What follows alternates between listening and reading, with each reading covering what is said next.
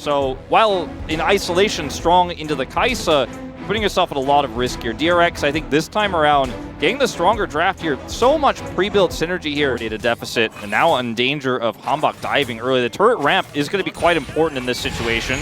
Yeah, LazyFeel thinking about where he wants to go, and honestly, there's not a lot of options because he has no flash. That's First Blood going over to the Viego. Gets the possession there as well to try and get a little bit more damage onto this turret. Beautifully done, and that is going to be Bro now, picking up that first feeder strength, and also having a great game so far. Of course, very early days, but I love to overreact. I mean, he's such a similar player to Lucid. Anyways, we're going to have a bit of a scuffle here. Yeah, this time towards the bottom side, and with the flash slam into the wall onto Apollo.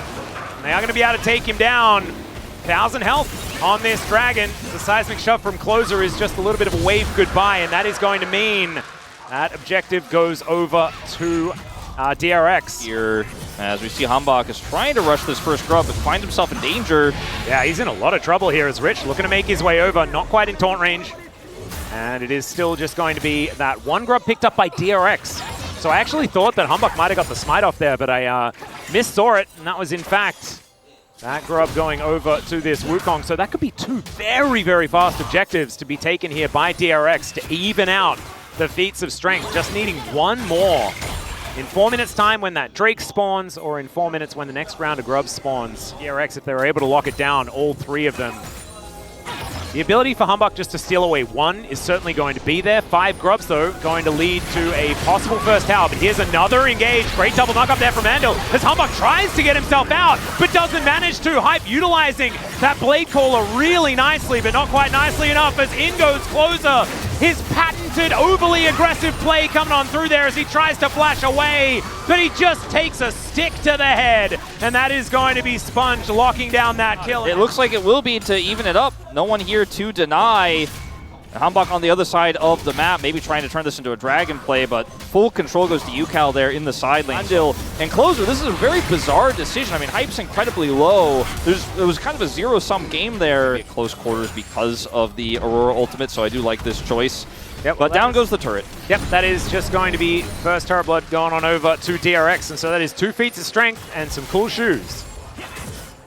It's all right. Hanbok trying to clear out some vision. Rift Herald going to be taken here by a Sponge. Man, Bro needs to find something. And it's so weird, right? Because we have often said that Bro's ability to just try and make plays to get themselves back into a game is what they've been missing.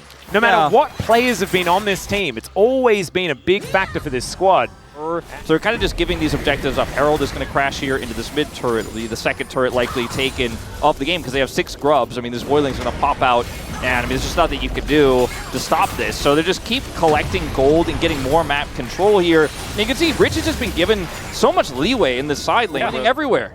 And he's even had the gall to build, like, steel caps. Yeah, he's like, I don't care about you, Rumble. Yeah, exactly. I just want to make sure that I am going to be able to get things done in these team fights. Of course, steel caps, if you do get the upgrade as well, are completely ridiculous. And so, yeah, it's looking pretty nice. Second Dragon to be picked up here by DRX. By the looks of things, Yuka are going to come on over and add some support. As Follow should be able to clear out this ward. Handle moving on over, and yeah, it's a grand exit. You can understand exactly why, as Morgan might be able to get something done here. Going to be taking some blood petals as well. Certainly going to feel good. Minute and a half until Atakan does turn up. And yeah, I don't think we've had quite the amount of aggression that we need. Unfortunately for Morgan, he wasn't even able to get that turret there on the top side. LazyFeel coming up, he could ult in. Yeah, no turret. There's a lot of ult-in availability. Of course, Rich not going to be able to ult-in on top of himself, as Morgan was even able to get a blood petal. That was pretty cool. Justice Punch avoided, and the Void Seeker not going to seek anything, or not going to find anything at least. As the Equalizer getting a lot of value, but Morgan's still dead. As Sponge going to be able to grab that one. Hanbok looking for an opportunity here, but I don't know whether he's going to be able to find it. Decent little stun, but it's onto Rich, and he's so tanky. Another wall comes down, but Closer is just going to put it away immediately. Rich taken out the sacrificial Galio. But in return, it looks like we're going to see UCal take that bottom side turret. So Rich sacrificed himself. You take the Rumble off the map, and UCal's going to get more gold on this Aurora. And I feel like this is still just a huge trade up for DRX. So it's a small consolation prize, you could say, for Bro. But I am very concerned about what the rest of this mid game is going to look like as we crest 20 minutes here to set up a single target pick. He's going to need to, get over here soon. They have vision of this. Yep. But stopping it's another story. They know exactly what's going on. And it can be very dangerous because of the amount of shred that you do get. Humbug's moving on over and the teleport's coming in. All right, they are committing to this. Andil taking a fair bit of damage as now Morgan has turned up. The equalizer is going to be so dangerous. Teamfight comes down, Killer Instinct into the backline. It's a phenomenal heroic entrance and LazyFeel is popping off. He gets into that backline. That's a triple kill for the Vietnamese player. And bro, they are sent packing. That is Otacon going down as well, so Richie can feel free to try and die. From behind in situations like this. Yeah. Not very tanky. Well, there's 30 seconds, and then, bro, I think just need to pull the trigger. I think you're right, but you win a fight, you'll get some pedals and some gold, it'll put you back in it, but it's just a limited win if you can get it. That is to say. Well, Rich now just moving on over. Justice Punch is odd. He's just right underneath that turret, trying to get some use out of this Otacon passive. The ulti does come down there from UCal, and DRX is just going to wipe the floor with that turret. They take that one down real comfortably, and yeah, Rich invests his entire health bar, but he would have probably even preferred to die. Yeah, he's go like, back to base and buy and stuff like that. Yeah, he's like, I have TP. Now I have to waste all of this time pressing B and stuff. Oh, man. He's like, guys, the withdraw animation is faster than the recall. Exactly. Can't I just die?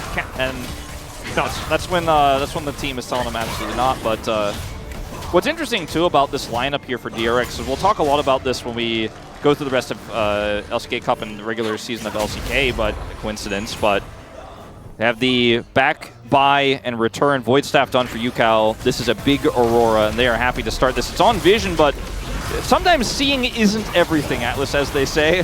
Very true. Humbug is going to lay down some mist. Let's see whether he can find a way in here to try and get something stolen away. Seismic Shove going wide. Humbug in position, like, this could be a difficult Baron. As Sponge decides to turn it, he is able to lock that one down. Humbug gets in there, but doesn't get away with it. And that is Rich locking down that kill. They do manage to take down the Wukong, but the knockups are just gigantic.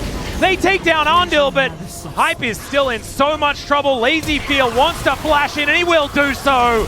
Takes down his opposite number, and he's going to be able to help tidy up Morgan there as well. The Lord could not save them.